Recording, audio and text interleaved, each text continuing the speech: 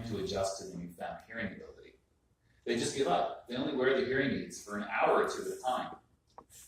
People don't understand that it can take months for your brain to sort out all of these sounds again and to adjust to your better hearing.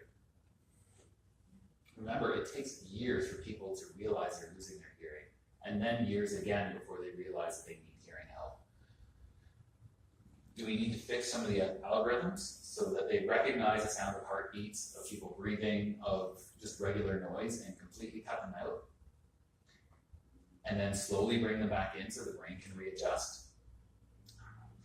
Maybe, just maybe, if we get people to realize they need hearing aids earlier, when their hearing is just starting to get worse, before it deteriorates too much, we get them to wear their hearing aids so that they don't get this shock of having everything come around them all of a sudden again.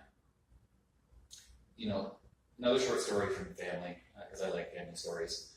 My brother and I had a short discussion on Mother's Day. We were sitting around just watching the kids run around.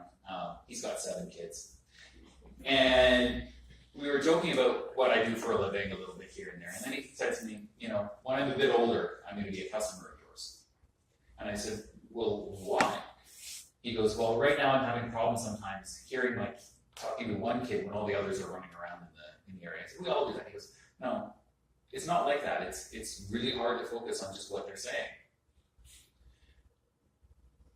I asked him why he thinks he needs to wait. He goes, well, it's not bad enough yet.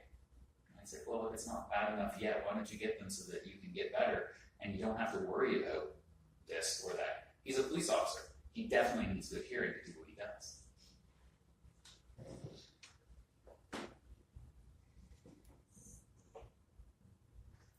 The final issue we hear about is cost. You know, many people get sticker shock when they're told their hearing aids cost about $2,000 each, sometimes even more. You're probably thinking, wow, that's just incredibly expensive for a piece of plastic that's the size of a jelly bean behind your ear. And yeah, you're probably right, it is quite expensive. But the cost of the hardware is only a small fraction of the actual cost of getting your hearing fixed or getting your hearing improved. When you get fit for hearing aids, you come in, you get your hearing tested. You have to sit in a booth, which costs quite a bit of money to get started. You've got to get all this equipment that you've got to get going to get your hearing checked and tested. There's Sarah sitting back. She's nodding because she's been through this. She's actually trained in how to set this up. But you go in and you get that first check to see how bad your hearing is. Then you get counseled on what you will need and what's going to be best for you.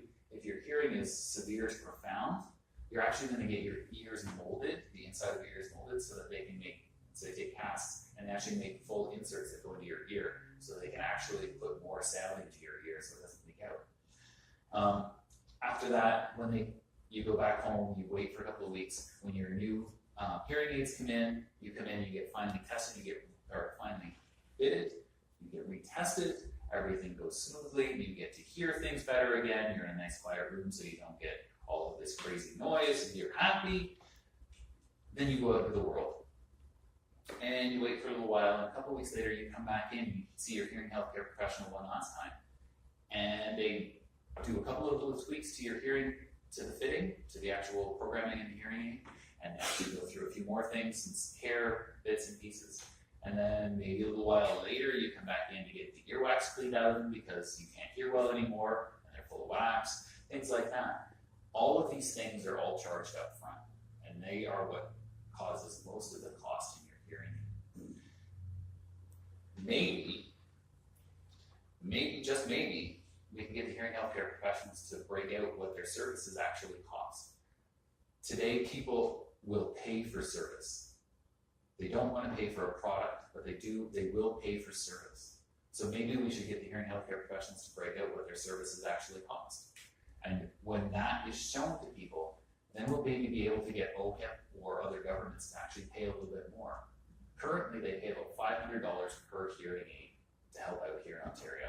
That's only a quarter of the cost, and that's still prohibitive to a lot of people.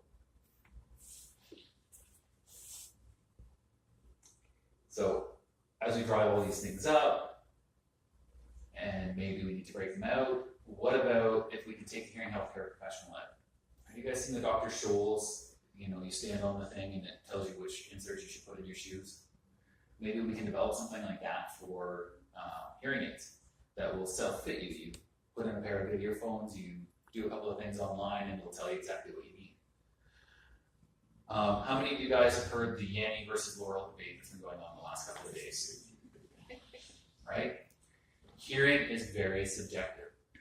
What I hear in a conversation with you is different than what Galen hears, even if he's standing right beside me, because of our biases, because of our upbringing, because of our language differences.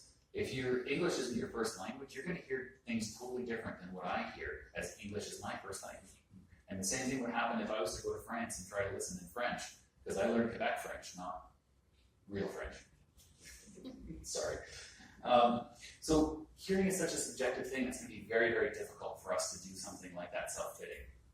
We're working on it because the U.S. government has actually mandated over-the-counter hearing aids to be made available for mild to moderate hearing losses. As we go through and do some of that, we're having to get people to fit themselves. And we need to get it good enough that it will help them, but we also need to get it to the point where it will be something that will take them into the hearing healthcare professionals so they will get professionally fitted and professionally worked through.